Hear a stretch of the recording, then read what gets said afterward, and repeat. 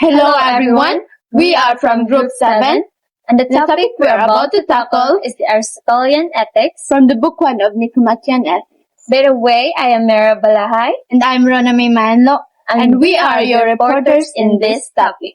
What is Aristotelian ethics? Aristotelian ethics is a virtue and a moral philosophy based on moral theories that teaches humans to achieve the highest good.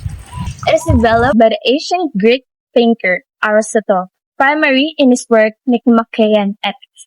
It is one of the most influential ethical theories in Western philosophy. So here's the basic ethical philosophy of Aristotelian ethics. First is about eudaimonia, the ultimate goal.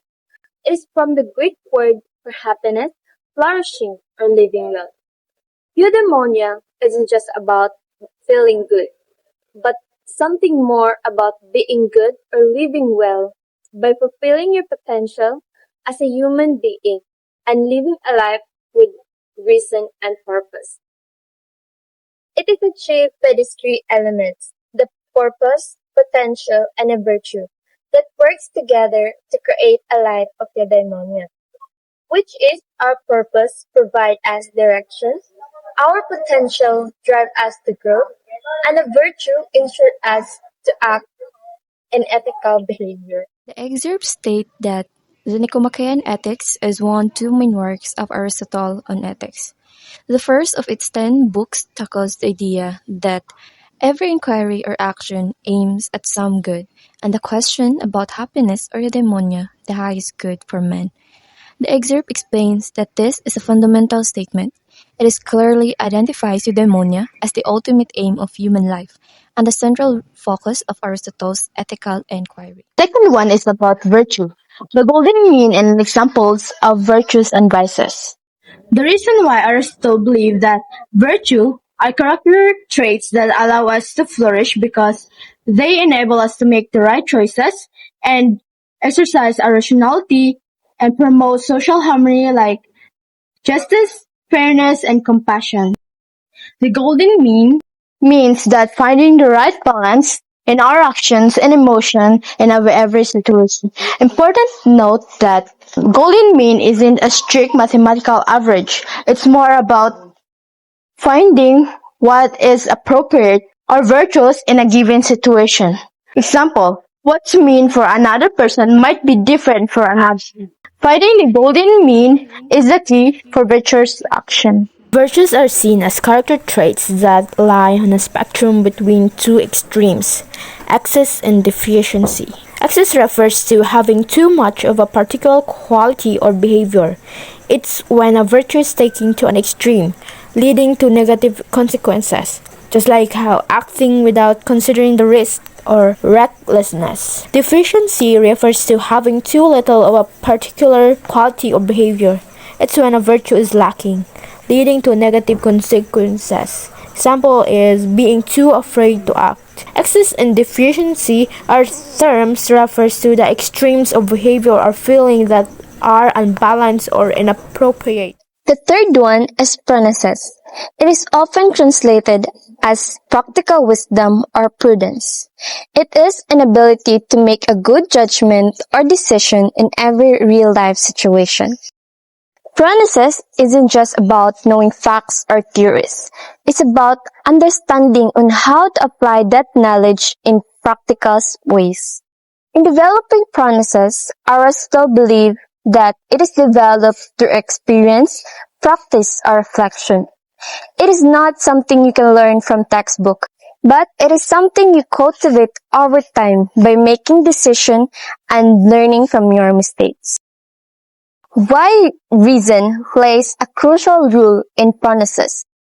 Because in analyzing a situation, it allows a person to look and think carefully at a certain situation, rather than acting on impulse, unbiased, and informed decision. It also helps us to understand the basic ethical concepts and values that about choosing the right action and right decision. Though reason alone is not enough, it also requires our experience, intuition, and our emotional intelligence. In Aristotle's view, The soul is the source of all activities, including our thoughts, emotions, and actions. The soul has two main parts. The first one is the rational part. It is set of reason and intellect. And the second one is the irrational part, includes our desires, emotions, and appetites. Pronesis involves integrating the rational and irrational parts of the soul. It's about cultivating our desires and emotions so they are aligned with reason and virtue to support and make the right choice and judgment. The fourth one is teleology, means everything has a purpose. In Aristotle's ethics, teleology is the foundation of his idea because he believes that human action and virtues can be only understood by their ultimate purpose and by achieving their meaning. What makes Aristotle's ethics meaningful and coherent. So without purpose or telos, Aristotle's ethical theory might fall apart because it explains why virtues matter and it provides standard for judging an action. And lastly, it gives coherence in Aristotle's ethical system. The excerpt that supports the ideas of Pronesis is the guidance of reason and the two parts of the soul, is that there remains, then, an active life of the element that has a rational principle. Of this, one part has such a principle in the sense of being obedient to one, the other in the sense of possessing one and existing thought. Means it highlights the importance of the rational part of the soul in guiding human action. It suggests that virtuous behavior is not simply a matter of following rules, but rather of exercising reason and judgment. One of the most famous moral dilemma or ethical framework that I think you already know is the trolley problem. The thought experiment was originally introduced by the British philosopher named Flepafoot in 1967 and later expanded upon by the American philosopher Judith Harvest Thompson in her essay in 1976. The general story is that a runway trolley barreling down the main track. Ahead, 5 people are tied onto the track and unable to move. A person is standing to the lever, as if it was you. If you pull the lever, the trolley will switch to a side track where one person is tied up. You have two options to choose. Option 1, you do nothing, wherein the trolley continues on the main track, killing 5 people.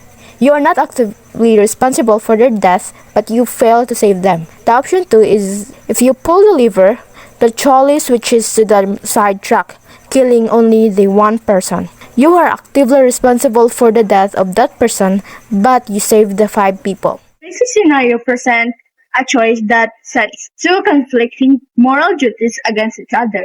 The duty not to kill versus the duty to save lives as many as possible. So, what would a virtuous person do in this situation? And what choice contribute to their flourishing? In the book 1, Aristotle establishes the highest human good as eudaimonia, or which means human flourishing or living well. This human flourishing is achieved through the activity of the soul in accordance with virtue. Therefore, the virtuous person, guided by practical wisdom, would likely choose the greatest preservation of life by pulling the lever, which is the option 2, and save the life of the 5 people. I think that the short takeaway that we learn from the topic is that a life of flourishing requires a rational action that serves the good for the community, even when that action is painful. And that ends our discussion of the Aristotelian ethics. From the book called Nicomachean Ethics, we hope that you learned something. Again, I am Meara Balahay. And I'm Rhona Mahinlo. Thank you!